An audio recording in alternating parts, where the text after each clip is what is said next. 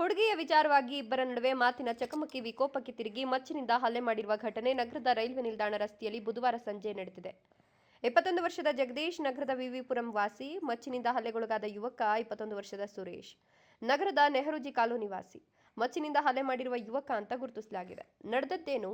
ಹುಡುಗಿಯ ವಿಚಾರವಾಗಿ ಜಗದೀಶ್ ಬಳಿ ಸುರೇಶ್ ಮಾತನಾಡಬೇಕು ಅಂತ ಕರೆಸಿಕೊಂಡು ಇಬ್ಬರ ನಡುವೆ ಮಾತಿನ ಚಕಮಕಿ ನಡೆದು ಪರಿಸ್ಥಿತಿ ವಿಕೋಪಕ್ಕೆ ತಿರುಗಿ ಸುರೇಶ್ ಜಗದೀಶ್ನ ಮೇಲೆ ಮಚ್ಚಿನಿಂದ ಹಲ್ಲೆ ಮಾಡಿದ್ದಾನೆ.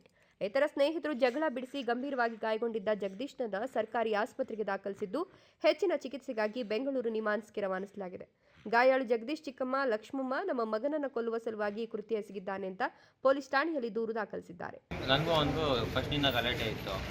ಅವನು ಫೋನ್ ಮಾಡಿ ಬಾ ಇಲ್ಲಿ ಮಾತಾಡಬೇಕು ಅಂತ ನಾನು ಹೋದೆ. ಮಾತಾಡ್ತಾ ಇದ್ದೆ, ನನ್ನ ಫ್ರೆಂಡ್ಸ್ ಇದ್ದರು. ನಾವು ಸುಮ್ಮನೆ ಮಾತಾಡ್ತಾ ಇದ್ವಿ. ಮಾತಾಡ್ತಾ ಅವ್ನು ಹಿಂದೆಯಿಂದ ಮಚ್ಚೆತ್ಕೊಂಬಂದು ಹಾಕ್ಬಿಟ್ಟು ಅಷ್ಟು ದೊಡ್ಡ ಗಲಾಟೆನಿಲ್ಲ, ಮಚ್ಚೆತ್ಕೊಂಡು ಬಂದು ಹೊಡಿಯೋಷ್ಟು ಸುಂಡಿ ಇಲ್ಲ, ಏನಿಲ್ಲ, ಸುಮ್ಮನೆ ಅಷ್ಟೇ ಮಚ್ಚೆತ್ಕೊಂಡು ಬರೋಷ್ಟು ಗಲಾಟೆ ದೊಡ್ಡೇನಲ್ಲ.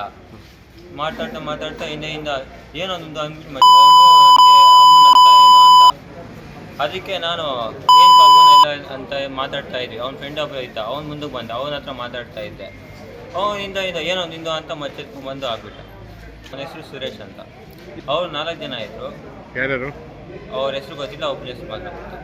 ಸುದ್ದಿ ತಿಳಿದ ತಕ್ಷಣ ನಗರ ಠಾಣೆಯ ಎಸ್ಐ ಗೋಪಾಲ್ ಮತ್ತು ಸಿಬ್ಬಂದಿ ಸ್ಥಳಕ್ಕೆ ಭೇಟಿ ನೀಡಿ ಪರಿಶೀಲಿಸಿದ್ದು ಆರೋಪಿ ಅಲ್ಲಿಂದ ಪರಾರಿಯಾಗಿದ್ದಾನೆ. ತಲೆಮರೆಸಿಕೊಂಡಿದ್ದ ಆರೋಪಿಯನ್ನ ಪೊಲೀಸರು ರಾತ್ರಿ ಬಂಧಿಸಿ ಪ್ರಕರಣ ದಾಖಲಿಸಿ ನ್ಯಾಯಾಲಯಕ್ಕೆ ಹಾಜರುಪಡಿಸಿದ್ದಾರೆ.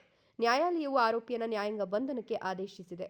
ಪ್ರದೀಪ್, ಈ ನ್ಯೂಸ್ ಟಿವಿ, ಗೌರಿಬಿದನೂರು.